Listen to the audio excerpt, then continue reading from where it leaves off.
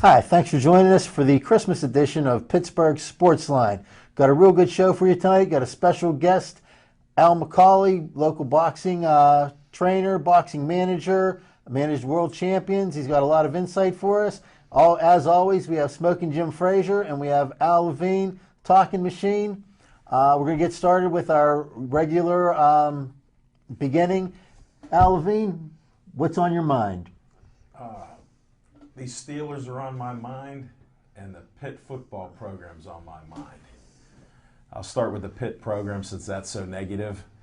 Look at Ray Graham.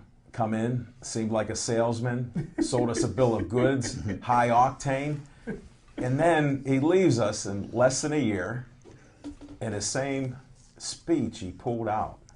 It's amazing. I heard some of it, and it just amazes you. These kids are saying how they didn't know what was going on with the offensive line, how he gave up on them, and he kept talking about character and respect. Well, how do you send a text? Isn't that the most gutless way to leave as a coach when you're talking about teaching young men the proper respect and to help them to grow up? Well, that's one thing on my mind. The other thing is, on our show, we were unanimous for one of the first times in picking the Steelers to lose in San Francisco. Most of us thought that Big Ben wouldn't play, and at the time they hadn't decided yet on Harrison being suspended, so we knew those things were out there. Now, I give Big Ben all the credit in the world. He is a tough guy. But after a certain point, you become a punching bag, no pun intended for our boxing expert. That after a while, you had that Alden Smith, who I had heard about him, but then to see him beat up on my man Max Starks, I'm just having a bad time of it, Mike, with all these things that are on my mind right now. So luckily, we're in the playoffs, and we've qualified, as I said, with being the 5th team. So that's one good thing, and that's on my mind. All right, thanks, Al. Jim? Hey. You always got something on your mind. Thanks, Magic Mike. What's on? I got you deserve credit. You deserve credit has to go out to Clareton High School Bears. They won a state championship in football. They are on a 46-game winning streak, which surpassed the great Braddock teams back in the day. I was at the WPIL championship game when they won that WPIL championship at Heinz Field. Went to the locker room after the game, and every player to a man told me that the toughest game that they played all season was against Springdale, and they didn't want to see Springdale anymore, and Al McCauley has a lot to do with Springdale. But, hey, everybody that knows me know I'm really not sure if Coach Tomlin is a great coach, but I am sure that he got out-coached last night, and what's on my mind is I just want to go through my top 10 greatest young coaches in the National Football League. Number one young coach in the National Football League has to be Jim Harbaugh. Number 2, Rex Ryan from the Jets. Number 3, with an asterisk by it, is Mike Tomlin. Number 4, John Harbaugh. Number 5 has to go with Mike McCarthy from Green Bay. Number 6, Ron Rivera.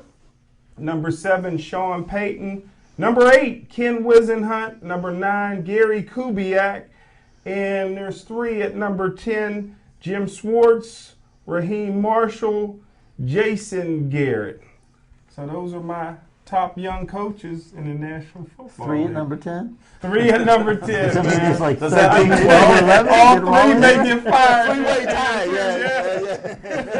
Is that actually a top 12, then? Because I'll go with a top 12. Let me ask you something, Jim. It's like the Big Ten. They're still called the Big Ten, even though there's 12 teams, right? Hey, it's the new math. People don't understand the new math, Jimmy. Before we find out what's on Al's mind, I got to ask you, Jim, first, don't you think Jim Harbaugh might not only be the best young coach in the league, but may very well be the coach of the year this year for what he's done, and especially since Green Bay lost and they will no longer go undefeated? And my other question is, what's the asterisk for?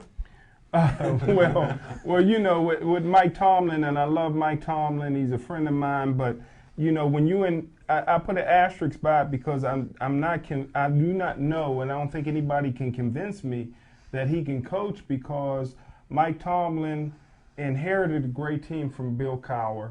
He got all the players, he kept all the coaches, and he kept the system. So I'm not sure if he can coach or not, but he's a great motivator. So I got to put an asterisk by it because I'm not sure. Right now I can go to Green Bay, and if I keep all the players, all the coaches in the same system, I can take them to the Super Bowl and lose just like Tomlin did last year. I have no doubt. One question since we're on questioning Jim. What do you think about at halftime on time management there when we were driving down the field? Took our timeouts into the locker room. That was very poor. Right. I just wondered on that point because, again, they were announcing how it was poor time management. And you've said that before, so trying to pump you up a little more than you normally are. So.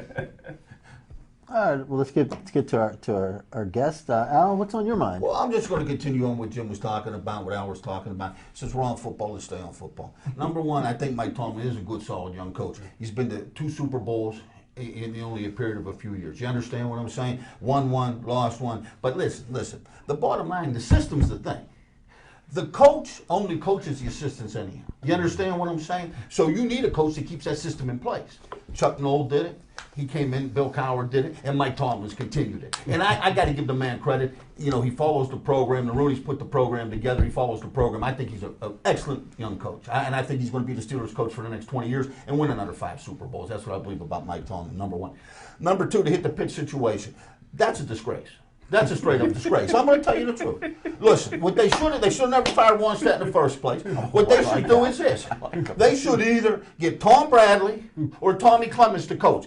Guys with Western Pennsylvania connections that are going to be here, older fellas that are going to be here for the end of their career. Don't bring some guy in from Florida or Texas or California that wants to be here 2 years and then go back home to coach. I mean, you bring a guy, they want to go back to Miami or they want to go back to USC. Look, get a guy that's in his late 50s like Tommy Clemens, early 50s like Tom Bradley, that have proven themselves as great assistants.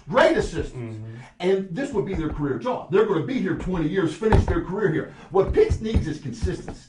That's what they need. They don't need a guy coming and changing the program, going to blame the quarterback. Look, Sinceri was recruited by Wannstedt to run a pro-style offense, not to run some damn thing where they're throwing the ball all over the field. Every 2 seconds you got to run a play. Come on, man. Listen, He's preaching to the choir. Listen. Sinceri, well, he's okay. You can win with Sinceri. I think he's a fine quarterback. But you need a power offense in here. You need a big offensive lineman. You're going to run the ball down their throats, hard running backs, because you're not going to get the 4-2 kids out of Florida coming up here. Right. So we're going to win with power here. You're going to win with toughness here. You got to play great defense like Bradley always had at Penn State. You understand what I'm saying? And you got to win with a running offense with a quarterback that can throw the ball out of the pro set. Give the job to Tommy Clemens or Tom Bradley. Either one of those two, and this will be a successful program again. That's what that. Now, the other thing I do want to do also, I also want to congratulate Tom Nola and the Clareton Bears. If it wasn't for them, we'd have been the state champions this year. You know what I'm saying? And the one thing I will say, though, but I want to take it a step further. With all the problems in football coaching today, with the Sandusky situation, or coaching in general, that situation they have up in Syracuse, and this situation with Graham, the one man that has top integrity is the man that I've coached here for the last 10 years, Chuck Wagner. Yes, Chuck Wagner is the best coach at any level I've ever seen. He took a program in Springdale that hadn't won. I wasn't there at the time, but I know they hadn't won in about 10 years. You know, maybe 20 years since they had a winning season. They hadn't even won a game in about 3 years. You know, the man came in, turned the program around, took his time, turned it around. We won one Whitfield title, and we also went to another Whitfield title. We could come close to winning, but we're in the playoffs every year. The last 10 years, we've been in the playoffs. You understand?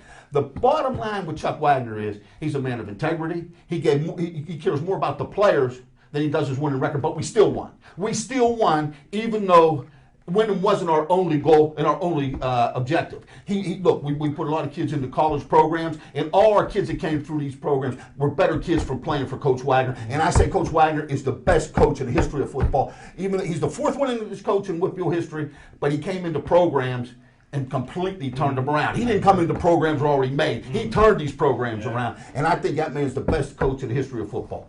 Wow. I agree. Well, Al's a little bit shy, a little bit quiet, but we'll get him out of the show by the end of the show, I'm sure. What's on my mind this week is, they sentenced Barry Bonds on Friday to 2 years of probation and 30 days house arrest for perjury in front of Congress. I don't know. I thought it was a little bit more serious than that, but apparently it's not. And Barry Bonds obviously doesn't think it's very serious because he's appealing the 30-day house arrest. I wish he'd put that case in front of me as the judge. I'd send him away for 15 years. But while they're talking about that, while they're on the subject of Bonds, a lot of the local sports talk people, which, well, we already discussed what we think of them, have gone on and on about how Barry Bonds is the greatest player in baseball. Because of that, Barry Bonds is now one of the 3 most overrated players in baseball history.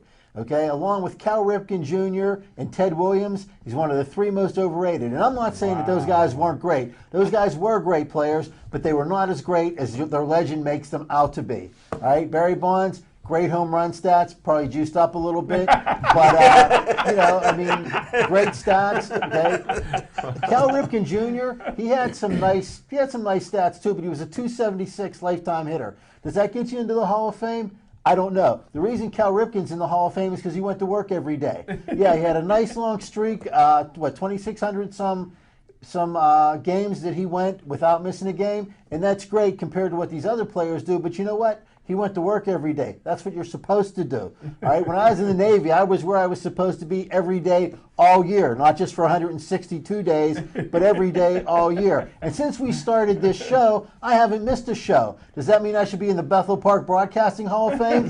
Well, I should, but not because of that. All right. As far as Ted Williams, people say Ted Williams is the greatest hitter ever. Why? Well, because he was the last guy to hit 400. Guess what? There were millions of people, not millions, but lots of guys that hit over 400 before him. Lots of guys. They did it routinely. All right. And what Ted Williams had going for him, granted, he did miss some time because he went to the war and he did serve his country, and you got to take your hat off to him for that. You got to respect that. But he also, during that same war period, faced watered down pitching because a lot of the pitchers, major league pitchers, went off to war too. Right? Ted Williams was a great hitter, but he was not the greatest hitter ever. And you know what? He never faced guys like Don Drysdale or Bob Gibson that would have thrown a ball through him when he crowded the plate like he did. He never faced anybody like Mullen Ryan that struck out everybody that he ever saw. All right, good player, but against pitchers like that, he wouldn't have hit his weight. And you know what? A frozen head doesn't weigh all that much. Right? The greatest player in baseball history did play in Pittsburgh, but it wasn't Barry Bonds. And as much as I love to watch him play, it wasn't Roberto Clemente. The greatest baseball player in history was Josh Gibson. Josh Gibson had a lifetime batting average of .467. He had a lifetime batting average of .367. His single season high was .467. He had a single season high of 84 home runs, and his lifetime home run was 856. And nobody ever stole a base against Josh Gibson. All right, he played in the Negro Leagues, that's true. And a lot of people say that he didn't face great competition, but in 56 plate appearances against major league white pitchers, he hit for an average of .420. He had 17 home runs and 56 at-bats against the major league pitching. Wow. And just to go to show you how great a player he was, one of the greatest pitchers ever, Satchel Paige, during an interview at the end of his career, somebody asked him, what was the highlight of your career? And he said, I struck out Josh Gibson once. Wow. Well, guys, we talked a little bit already about the Steelers, but the Steelers actually blew a chance to take the division lead because Baltimore did what they always do. They lose to an inferior team. They went ahead. The Steelers could, if they beat San Francisco, would have been in the driver's seat for the rest of the season with only a game against like Cleveland and the Rams coming up. They had a pretty good chance to take a lead and hold on to the division and probably a home field advantage throughout the playoffs. Now, if they come in if they come in the fifth team, if they don't get a home field advantage, it's very likely that they may end up having to go to Denver to play, and we already talked about what a problem that's going to be for them. You guys all watched the game. Jim, what happened? Well, it happened almost exactly the way that we thought it would happen. San Francisco 49ers is a very underrated team. Jim Harbaugh, heck of a coach, come from a great coaching family. His dad was a great coach. But they are built the way the Pittsburgh Steelers used to love to play football. At one time, they had 8 offensive linemen on the field at one time, a couple tackle eligibles, a couple big linemen in the backfield. They're going to run the ball. They're going to punch you in the mouth. Pittsburgh Steelers didn't like to get punched in the mouth yesterday. They underestimated San Francisco. They thought all they had to do was roll their helmet out on the field. But I tell you what, the San Francisco 49ers going to be a lot of trouble for a lot of teams, including Green Bay, if they get an opportunity to play them in the playoffs. So I wasn't surprised that they got beat.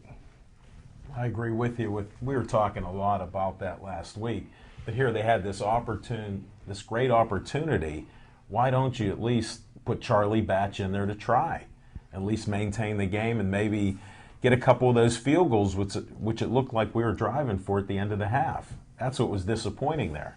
And the defense did a pretty good job at times, but that big offensive lineman, and then they were saying their fullback was once a defensive end in college, and did you see him knocking the guys around? And then the Smith brothers, the White Smith and the Black Smith, were crushing us on either end. That Alden Smith is just unreal. What a great defensive player there. But we did lose out on that opportunity, and we do have a lot of injuries, and it's just a tough thing to take. I still think we have a decent chance if we can get some offense again, get some touchdowns and some play.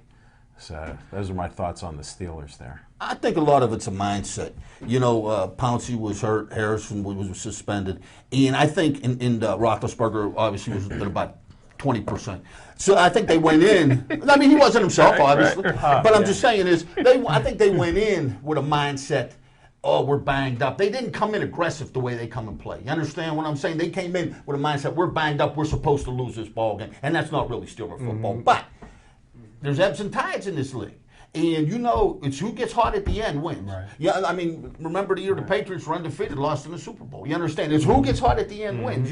Obviously the Packers would be the favorite if you would pick a team right now, because everybody's going to have to go through Green Bay in the NFC, and then the NFC champion will probably be the favorite in the Super Bowl, I would imagine. But the bottom line is, on any given day, like I say, San Francisco could come in there and play a good defensive ball game and win. The reason I think they'll have trouble in Green Bay, if they do get behind 2 touchdowns, they're not the type of team that's going to come back from that. You know what I'm saying? Where the Packers could come back from that. I give the Patriots that same type of chance in the AFC, even though they can be beaten by anybody at any time. But they're the type of team that's going to come back from 2 touchdowns down. Now, Denver, if it's close, they may have a chance to win any game at the end with Tebow. I give them all the credit in the world. I give their defense credit. I give their offensive line much credit. You understand what I'm saying? But the game has to stay close. And in all honesty, the Steelers have to stay close. They're not the kind of team, in my opinion, can go down 2 touchdowns and are going to come back and win big games. So I look at it like this. I think there's 3 or 4 teams in the AFC could win this, Steelers being one of them. You know what I'm saying? Couple teams in the NFC. I don't go past the Packers and the Niners, though, to be honest. I don't think anybody. Maybe the Saints. But and even Atlanta's playing a little better. But I mean, but the point I'm making is, to me, the 2 teams that can come from behind, they could get down 10, 14 points and come from behind, are the Packers in the NFC and the Patriots in the AFC. Good point. Well, okay. Personally, Lisa, I think that Texas was the team that went to the Super Bowl. Unfortunately, they lost like 3, 4, 5, 6, however many quarterbacks this year. But what I wanted to, ask about what about the decision to even play Roethlisberger? I think maybe because Baltimore lost the night before, you kind of had to put him in there. But it didn't take too long to see that he was not the usual Ben Roethlisberger. He wasn't moving around very well in the pocket. And basically, the fact that he was not able to move around very well, he actually became Charlie Batch, only Charlie Batch, throws the ball a little bit better than he does. So without that mobility, why leave him in there? And especially, why leave him in there to risk further injury? Personally, I think that was a bad move. I thought that was why Jim gave him the asterisk, to be honest. I think Tomlin made a bad move leaving him in there. I think Dennis Dixon is a very capable quarterback. I think that that he could have done a lot more than Ben did last night. And I think Charlie Batch could have done a little bit more maybe also. I think that when you take away the mobility from Ben Roethlisberger, you make him an ordinary quarterback. There's no doubt. His ability to play well is his ability to extend the play. That's what he does better than any quarterback in the NFL, except for maybe Tebow. Now, Tebow can extend that play. but other than that, that's what Roethlisberger does well. I mean, there's a lot of quarterbacks in the league have better arms. There's a lot of quarterbacks with more accuracy. But nobody extends the play at a level consistently as what Roethlisberger's done. And I call, again, you're talking about a coaching point. Magic Mike, and I call Mike Tomlin a young Art Shell, where I don't think he has that much power. You know, Art Shell, when he was with the Oakland Raiders, everybody know Al Davis ran that team. Big Ben runs that offense along with Bruce Arians. And Mike Tomlin had no say-so. I don't believe Big Ben could not even move in pregame warm-ups. I was surprised when I watched the pregame warm-ups that they would even put him in. But then again, it was Big Ben's call and Bruce Arians' call, and Big Ben knows that passing for 4,000 yards, big-time bonuses come with that, and that's what it is. They padded their stats last night. Well, you bring up another good point. I always look for some of this inside type of thing. First of all, the gambling aspect. All right? You know, it was 3 points that San Francisco was giving.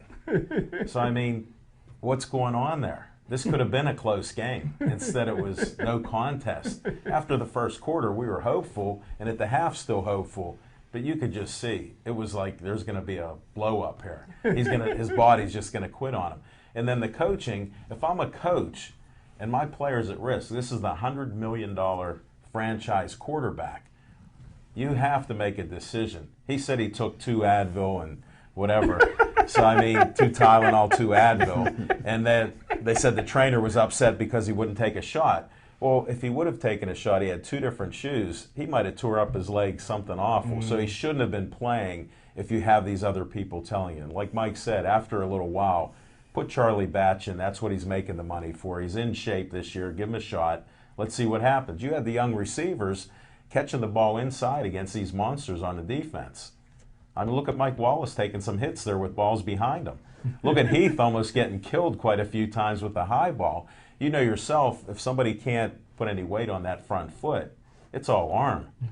So that's why it was fluttering like crazy. And it could have been much worse. In all honesty, he shouldn't even been starting the ball game. You know what I'm saying? Right. But Roethlisberger's a warrior. I mean, he's going to come to try to be. That's why it's a coaching decision not to play him. You can't leave that decision up to him, I don't think. You know what I'm saying? But then it becomes money with he got 330 yards. Yeah, but this is about look winning at what he's football doing. games, And then I think some of these guys are statistic guys because a lot of players, they take that sack because guess what? They'll take it and it's the offensive lineman. Well, now that charade's over. So they go, he causes a lot of these sacks. But then he doesn't throw that ball away when he should. I mean, it makes you think at certain times because it's just like, why? Just throw the ball away. So what if you only complete 7 passes? Look at your man, Tebow. All right? He wins the game with 2 passes, complete. And then he throws for 40-some passes the other game. So, I mean, he's showing that he's a quarterback. Hey, it's about winning football games, you know. Get the W. You don't win with stats. You know what I'm saying? Right. In all honesty, Peyton Manning, during the course of his career, has put up all-time tremendous stats. But he's only won 1 Super Bowl. Do you know what I'm saying? No, don't get me wrong. You see what that team is without him, though. So I'm not blaming him for that. But the bottom line is this. It's about winning football games. It's about guys like Terry Bradshaw winning 4 Super Bowls, Joe Montana winning 4 Super Bowls, you know. I mean, that's what it's about. John Elway winning 2, Tom Brady winning 3. It's about winning Super Bowls, in my opinion. And you got to forget the stats. And if Ben Roethlisberger is not fit to play that ball game, you don't play him. Obviously, he's a great quarterback. Obviously, he's a warrior. He's a competitor. But you can't let that.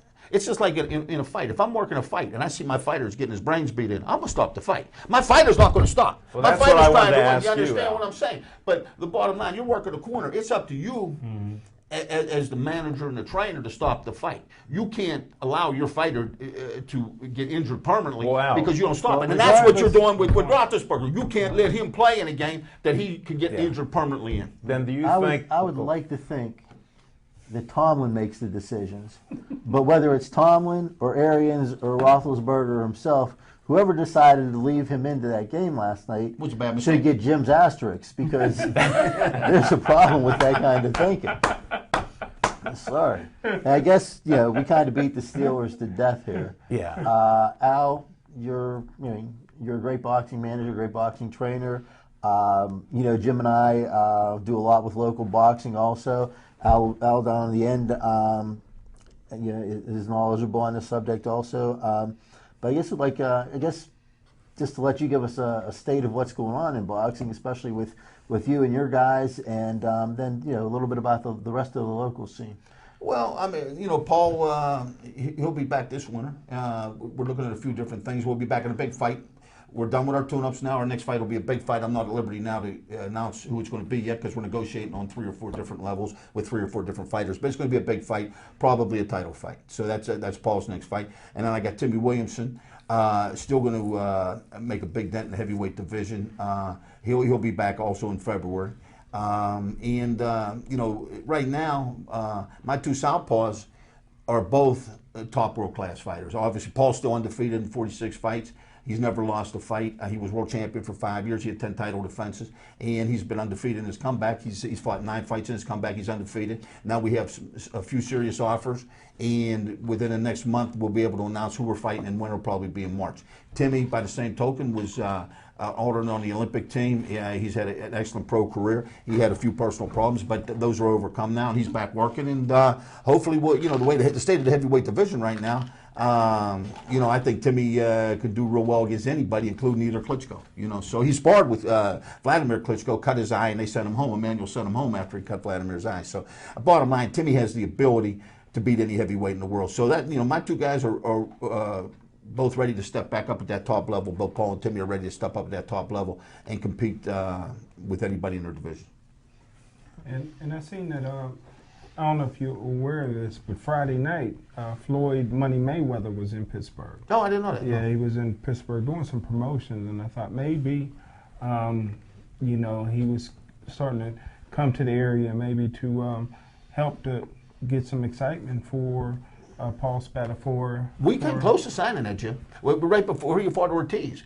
That was nip and tuck about us getting that shot at Ortiz, and there was a little bit more money given to Floyd to fight Ortiz. But actually, we came within a day of signing that fight. Instead of Ortiz getting that shot, we came that close. So that's something that's still on the agenda. That's something that's something that could still happen. Whether I don't know if it'll happen, or it won't be our next fight, but it could still happen in the next year or so. Well, when Jim called me and told me that Mayweather was in Pittsburgh, I told him I think that's because he knows that maybe Pacquiao isn't. Yeah. Paul wasn't here either. Paul wasn't here either right now. Because either one of those guys are too fast for him. Well, I have a question going back. Is that true that when they sparred, Mayweather and Paul, that Paul had the best of them that day? Look it up on YouTube. You can see it on YouTube. I didn't know that, Oh, but yeah, it's I on remember YouTube. reading Yeah. about that and hearing it because... Listen. I've talked about this for many years. Paul dominated Floyd for 6 rounds. Obviously, it was sparring. It wasn't a fight. Right. It was right after we won the title. It was before our first title defense. We had just beaten Cardona for the title, and we were just getting ready to fight Cornette in our first title defense. We were training in Vegas, and Floyd's dad and his uncle kept coming to the gym talking about, well, why don't you spar Floyd? Why don't you do this? So we said, sure. So, we worked with him for 6 rounds. Paul dominated all 6 rounds. You don't have to take my word for it. Look it up on YouTube. I'm going to go look at that look it up later, on but YouTube. thank Paul you. dominated him for 6 rounds. And like I say, that was sparring. And then I give Floyd Mayweather all the credit in the world for what he's done with his career. But believe me, we would love to have that fight. Paul would love to have that fight. You know what I'm saying? I'll tell you, if you don't even have to look at it, I can give you proof right now.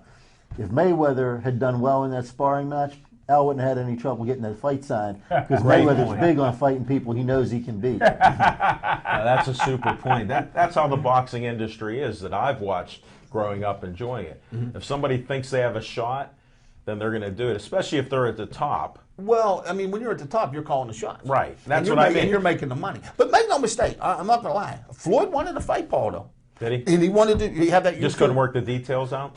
What really came down to was money. Yeah. And he was offered a lot of money for us to fight him, but he got a few more dollars to fight Ortiz. You know what I mean? Because Ortiz was coming off a couple of big wins. You know what I'm saying? But the bottom line is, it was this close to us getting that fight. Well, what kind of shape is Paul in now? Excellent. He's in excellent shape, And all his demons are in the past, because we all know. I even know a teacher from Langley that knew Paul's family and everything else. So we just want to think the best of him. Yeah, Paul's doing Good. well now. Right now he obviously we all know he's had some problems, but we've been working hard to overcome Well, them. I'd rather accent the positive. Exactly. And the Pittsburgh kid is what we want to remember. He's a great kid. He'll do anything for anybody. He's a great kid, and he's a hell of a fighter. Oh, Believe me. And we're still, his final chapter hasn't been written yet. The final chapter is still going to be the best chapter. Well, you have a fan of his right here. I'm a fan of his. And then at that point, we're going to write the book, and it's going to be way better than the Mickey Ward story. Believe me when I tell you. Nice. We're going to make the Mickey Ward story look like Bambi. Wow. That'll be a show for another day. Yeah, maybe off air we'll talk about that. That'd be great. But he's doing real well, and I'll be honest with you, he's going to make the comeback of the century. Believe me when I tell you. Since you got into movies and stories and stuff, tell us a little bit about your acting career. Oh, my acting career. Oh, I was in your movie, Mike. Hey, listen, I'm going to give Mike a little plug here. I was in Alexis. Mike's a great producer, director, and I had a small part in this movie. It was a great movie, and hopefully it'll be on cable pretty soon. Oh, we hope so. Al actually played himself, and he trained. The lead character was Alexis. She was a female boxer, and Al trained her. But before we actually shot the film, Al worked for about a month with Jen Thomas, who played the lead character, and coming into it had no idea what she was doing. But by the time they were done, and by the time we shot, she looked like she'd been boxing for years. Wow. Hey, Mike, as a suggestion, I was just thinking there was a Clint Eastwood, Hilary Swank movie. Why don't we get Al and Jen to do a boxing movie? Wouldn't that be something? Well, actually, we did do it. You got to see it. He did it. Right. He did the movie. Well, I mean, it actually was a vampire film, but it started out. It was a boxing vampire film. Alexis was a boxer, and I mean, I knew it was a vampire. The fight scenes, the scenes in the ring where Al was training her, they looked really good. She looked like she knew what she was doing, and all of that was because of Al's training and the work that they did before the fight. Well, that must be hard work. Working one-on-one with Jen Thomas. Actually, there's a long line you want to work that job. I told her she needed a few more sessions. You know what I might want to film the film too soon. She did. She's a very beautiful girl. She picked it up. Very beautiful girl, and I mean, I think the most beautiful girl that I've ever seen. But she did a lot of hard work, and everything looked really good as far as that goes. We probably got some other things coming up that we're going to use Al in also. Again, aside from we talked about your guys. What about the rest of the local scene? Who are the good pros in Pittsburgh? Well, obviously Monty Clay's doing well. He's been doing well for a while. Right now you have a little bit of a lull, though. You know what I'm saying? There are not a lot of pros right now, up and coming young guys in the professional ranks right now. It was a little better, I'd say 10 or 12 years ago when I had Babyface Allen, when I had Carl Sullivan, when I had Eddie Hall. You know what I'm saying? Well, along with Paul and Timmy. You know what I'm saying? I mean, the pro scene at that time was a lot stronger than it is right now. You bring up Monty Clay, and everybody here is a big fan of Monty Clay. Personally, I think he's the most mishandled fighter I've ever seen. I don't know. I guess it's nice that he's doing these club shows, like at the Rivers and such. I believe if I was his trainer or his manager, I'd have him fighting for a championship on a pay-per-view by the end of the year. And the year's not that much longer. I think he's a very great, not only a very good fighter, but he's one of the most exciting fighters that I've ever watched. When you watch him fight, he's always gives you a good show. I think that a little bit of exposure and one of these world champions in his weight class would probably want to take a shot, to get that payday and to get that good pay-per-view fight. And I think he might surprise a couple of them. Well, Monty's been around a while now too. He's not really young anymore either. I mean, Monty's a little bit older now too. So I mean, like I say, Paul, Timmy, Monty. I mean, they're solid professionals. Have been around a long time. But you were asking about young guys, and really, right now, Pittsburgh, they have some good amateurs. This kid Sammy Vasquez is a good amateur. They have a few other top amateurs, but they don't have any guys that are really just starting as pros that are really causing them a big stir at this point. You know what I'm saying? But you know what? Boxing's like that. It goes in ebbs and flows. You have times when you have 6 or 7 good professional fighters coming out of a city. Sometimes out of Philly, you might have 15 at a time, or L.A. But in Pittsburgh, you might have 6 or 7 good fighters at a time, like I was talking about when Babyface fought and Eddie and those guys and Carl. But then you go through those down times where you don't have too many young guys coming up. Al, how many guys do you have in your stable right now? Right now, I just got Paul and Timmy. That's all I have. Paul's about a 14. Timmy Williamson. That's all I have right now. I'm concentrating on them. If somebody were interested in, learning the boxing trade from you, what would they do? Well, I mean, or do you take new people? I've worked with a lot of guys, but right now, I'll be honest with you, I'm working real hard to finish Paul and Timmy's That's your careers focus? in a real positive way. Like I say, Paul's undefeated in 46 fights. What we're trying to do is get him a title again and then put him in a major blockbuster fight like Mayweather or Pacquiao at that point. That's what Right. we would like to do with Paul. I just wondered And what Timmy, you were thinking on that. What I'm doing with him, I need about 4 or 5 fights, and who knows what can happen. The heavyweight division is such that everybody's looking for an American heavyweight, and Timmy has those type of skills to fight at that level. But right now, I'm not really looking to work with any guys just starting their careers. I've had a few people come to me, and I said maybe a little while in the future, Right. but not right now. I don't have time. Let's take care to of this devote. business. Yeah, let me take care of my guys now that have worked so hard to get where they're at, and then I might start with some young guys in the future. But one thing you have to remember about boxing, from the day a guy turns professional to the day he really makes any money, you're looking at about 4 or 5 years. Do you know what I'm saying? Because you got to fight. You got to fight 4 rounders for at least a year and a half. Then you go to 6 rounders and some 8 rounders, and really, you don't make any money at all until you get to 10 rounders, and not any real money until you actually win a world title. Mm-hmm. So the thing about it is that there are a lot of fighters out there that have potential, but right now I'm concentrating on the guys that have already built their careers. You know what I'm Right. saying, and try to let them finish it the best possible way. You know, You're trying to maximize what they could do towards the end of their career. Exactly, I mean, and then I may go and start with some young guys at that point in time. But I'm trying not to mix my apples and oranges right now. Is what I'm doing. And there's so much money in the heavyweight division for Williamson because, I mean, like you've seen, Eddie Chambers got big money for his. Yeah, his absolutely. title And shot. Timmy and Eddie worked multiple rounds back in the day, and Timmy did very well. You know what I'm saying? And I like Eddie, so I'm not going to get into it. But Timmy did very well. and I like Eddie's a great kid too.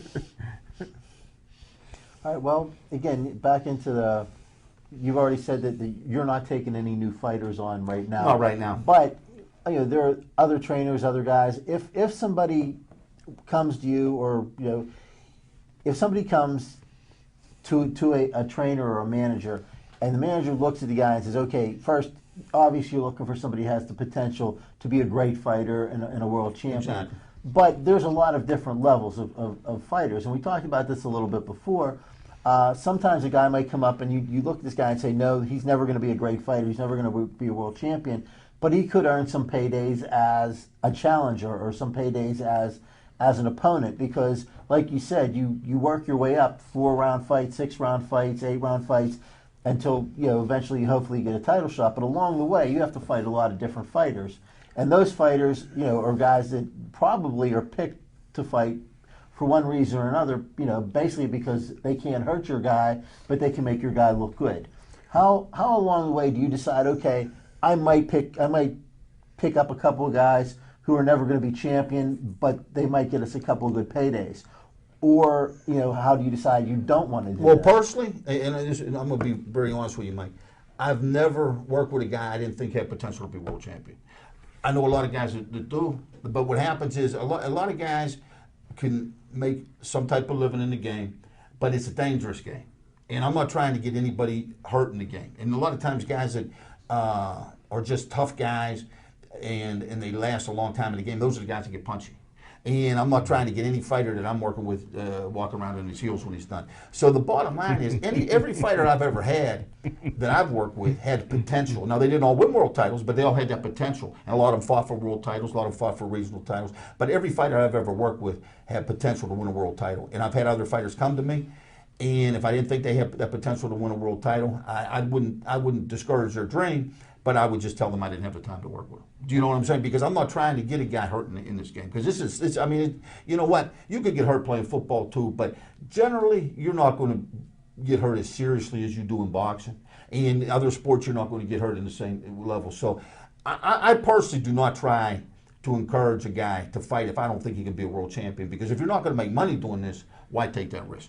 Now, there are guys that do, But that's not my fighters. Do you know what I'm saying? Who would you recommend then, Al? Oh, there's a lot of Just good trainers a lot out of the there. local trainers? I would say just stay with your amateur trainer, whoever you had in the amateurs. You know what I'm Stay saying? with that. That's one of the reasons I got out of the amateur game, because there were a lot of fighters that were good amateur fighters, but they should never have turned pro. They couldn't go to the next level. Right, and I didn't want to discourage them, and I didn't want to have to tell them they couldn't do that, so I just got out of the amateur game altogether. You understand what I'm saying? Yeah. But my suggestion would be, if you've had a good amateur career Yeah. and you want to turn pro, and nobody's making you any decent offers, I'd say just stay with your amateur guy and see what he can do for you. You know what I'm saying? Right. And but like I say, it's a dangerous game, and you either have to dedicate yourself to this 100%, or you have to try to limit the time you're in the game. And a lot of these guys are opponent type of fighters. They don't train properly. They don't work out properly, and that's why their records are what they are. It really isn't always because of talent. Right. But it's because of their work ethic. I had a great fighter years ago, but he just didn't have the time to train properly. Well, they have other jobs and things too, don't Well, they? no. Really, to be a good professional fighter, you can't work. Okay. You have to have people support you during the early part of your career. I've never had a fighter that works. Okay. None of my fighters have I ever always worked. wondered that, because when you see the movie Rocky, most fighters do. Yeah. But the bottom line is, you can't work and fight and really be successful, because you got other guys out there that are fighting. In other words, all they're doing is fighting. All they're doing is Right. training. Now, if you have to work an 8-hour job and then go to train, It's not gonna happen. it doesn't work. It doesn't work that well. There are some guys who have done that, but very, very few. Okay. And there's a lot of fighters that do it, but they never become real world Right. champions. No, those are interesting points there. Yeah, that's what I was going to ask you. Was there one fighter that you had in your whole career that you knew was going to be a world champion and it just didn't pan out for him? Was there just for any reason? Was there that one guy you can look back and say, wow, I'm really surprised? Well, this so guy far, didn't like I said, Paul was a world champion, and I had a lot of guys fight for world titles. But the other one that has that same type of ability is Timmy Williams, and he isn't a world champion yet, but he still may be. But like I say, Babyface Allen had a lot of skills. He fought for the title. Carl Sullivan fought for the title. Yeah, matter of fact, we got him a title shot after 12 fights. He fought Lindell Holmes in the Kingdom in Seattle. He almost knocked Lindell out, and we would have got Ray Leonard in a consolidation bout after that, because what happened at the time, Tommy Hearns had the WBC title and Ray Leonard had the WBA title, and they were supposed to fight in Japan, and they fought a lot of times anyhow, but this was one fight that they couldn't make the weight on. They were both champions at super middleweight, 168 pounds. And Tommy wanted to fight Ray at 168, but Ray wanted to do it at catchweight at 165. So they were arguing out there, and the Japanese had 11 million that they had 11 million for Ray and 10 million for Tommy. Okay, so but they couldn't work it out. So we were fighting Lindell Holmes, who had the IBF title in the Kingdom, and Carl was a colorful kid. Carl did crazy things. Carl was off the hook nuts. You know what I'm saying? A lot of talent. And we were told that since Tommy and Ray couldn't make that fight, the Japanese wanted an IBF title fight out there with Ray Leonard. So they said, if you can beat Lindell Holmes, Lindell's a little dry, but Carl's colorful. If you can beat Lindell Holmes, you can get that. We'll give you that consolidation bout with Ray right after this fight for the IBF title. Because Carl was crazy and it would have looked good. But we wouldn't have got 10. We would have got 2 million. But still, 2 million is 2 million. And that would have been Carl's 13th fight. And Carl fought a hell of a fight. He had Lindell on his feet in the 8th round, couldn't put him away, and Carl got stopped in 9. So that was 2 million down the drain there. But I would say that's how close we came. To answer your question, that's how close we came with Carl. That's a great story. Getting that fight with Ray. You know what I'm saying? So it's. But like I said, a lot of my Eddie Hall. He beat Iran Barkley. He knocked out Stephen Willett. He fought some great fights too. Babyface Allen. He fought a lot of great fights. I thought he beat Vinny Pazienza. We lost a close decision there. He had Dana Rosenblatt out at his feet. You know what I mean? Almost stopped him. You know what I'm saying? So there's a lot of guys that came close. But as far as a guy that had that same type of talent, natural talent that Paul does, the only one that I've had that with that type of talent would have been Timmy, and Timmy still maybe will be a champion. How old is Tim? Since we didn't ask. Timmy's 36. 36. 36 now. Yeah. Well, let me ask you, I guess, maybe almost the same question, only in a different way. For example, Paul's had 46 fights. He's undefeated. As you're going up, how do you decide who you want to fight? Obviously, everybody wants to say all the fights are on the level and everything's a fair fight and everything like that. But in reality, you must know, especially at the beginning of a guy's career, this guy has championship potential. You want to get him fights 5, 6, 10, whatever, So he's maybe getting some exposure, good experience, but not going to get hurt or not going to get beaten. Well, number one, the fights are on the level. I mean, Right. everybody's trying in these fights. I mean, they're all on the level. But what you're saying is 100% true. When you're building a fighter, you want guys that are going to make your fighter better without taking serious risk early in the career. In other words, say you got two guys that have potential to be world champions. Why would you fight them when they're both 5-0 when you could fight them when they're both 30-0 down the road and maybe both have titles in a consolidation bout? You understand what I'm saying? So what you want to do on your way up, you want to fight guys that are going to make your guys look. I'm not saying going to make your guys look good, but are going to test your guys just enough where your guy's going to get better every fight. You understand? But it's still going to work to your fighter's benefit. In other words, say you got a good boxer. You know, you might want to put him in with a guy that's coming to him where your guy can shine with his skills. You understand what I'm saying? As opposed to a guy that's running where your guy's a boxer too and it could be a dull fight. What you want is a guy's coming to him, your guy's going to look good. And you may not want to put him with a big puncher early in his career. You know, now as time goes on, you're going to take those chances. But early on, you're going to put your guy with a guy that he's going to look good against, and that's going to make him better, and that's going to build his reputation and his record. And then as time goes on, you fight tougher guys. You know, but as a good manager, you always want to put your guy in where you're the A side in the fight, where you think you should win. You know, now at some point in time, you're going to take chances, but the longer you can go keeping your guy winning, the better job you're doing as a manager. Right. You know, and also you have to have a good promoter you're working with. I always work with Mike Akery, who's a great promoter, a friend of mine, great promoter, and he's always done a very good job helping me get the right opponents for my fighters. Right. Mike Akery's put together a lot of good fights. Oh, yeah. Including a Ray Leonard fight. Yeah, he's a real good promoter. Well, before working with my guys, he worked with Roberto Duran, Macho Camacho. He's been with a lot of top guys, and he's a good guy to work with. But you have to have a promoter you can work with that's going to help you build your fighter against better opponents and keep him winning while he's getting better himself.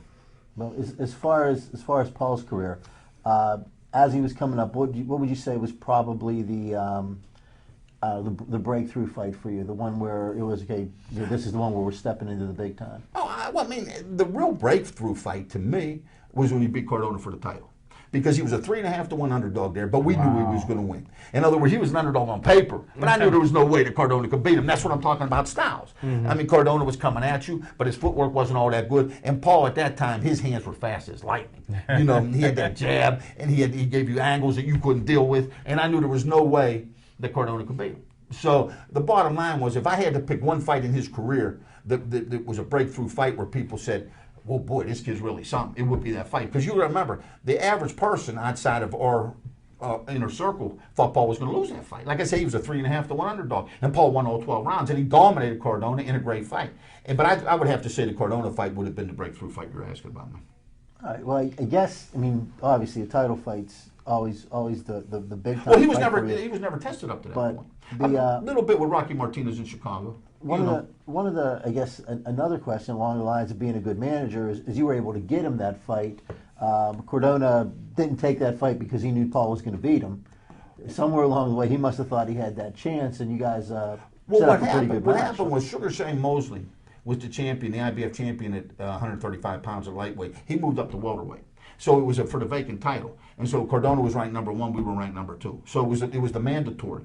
It was the mandatory number 1 against number 2 to get the title. I mean, on his own, Cardona may not have picked us. You understand what I'm saying? But it was a mandatory 1 against 2 after Shane Mosley moved up to the welterweight division. So you had been grooming Paul for this. Oh, absolutely. So, I mean, that's what it actually come at the right time. Absolutely. I mean, the time came perfect. A lot of people thought we were rushing into it, but in all honesty, we knew that there was no way Paul could lose that fight. We knew that he was going to beat him just like he had beaten the other opponents in his career. And what fight was that? How many fights in his career? I think it was his 26th. I think it was his 26th fight he got the title. I believe, I could be wrong on that. I know he's 46-0 now. I mean, he's actually 45-0 when he has the 1 draw, but he's undefeated in 46 fights. But I believe that was his 26th fight, if I'm not mistaken. At that time, how would he have done against Sugar Shane Mosley had Mosley not moved up? Well, that's hard to say. I mean, we may have waited another 6 months to fight Mosley, so I think he'd have done fine against Mosley. But I don't know it on that particular night. You know what I mean? He might have needed another 6 months to a year against Shane Mosley. You know what I'm saying? A lot of it's timing, Jim. A lot of it's getting your guy when he's ready. But make no mistake, he was ready at that time for almost anybody. And like I say, I think he'd have been ready for Shane Mosley at some point, but maybe another year from him. You know what I'm saying? It sounds like you almost have a science to this. There is. I mean, it's not rocket science, but it's a science. Right. But I'm saying it's not. it's not just a feeling, though. You're basing it on a lot of criteria. Yeah, absolutely. You know, that I'm counting up. You got all these different things that you're trying to do. Get him ready. Get him in shape. Yeah. Teach him the fundamentals. Well, It's a fighter peaks. You know, it's like any sport. Like, we were talking about the Steelers the other night, just a few minutes ago.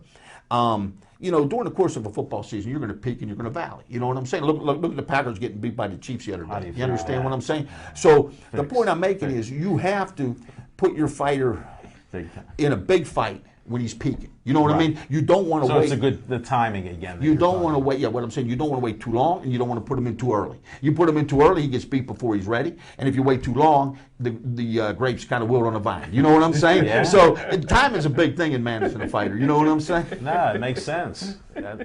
We just wondered I wondered how you did it, and with some of the questions Mike was bringing up, that you just have to know explains it. your fighter, and you just have to see how much better he's getting every fight. And that goes back to Mike's original question, which was also a good question, and Jim's question.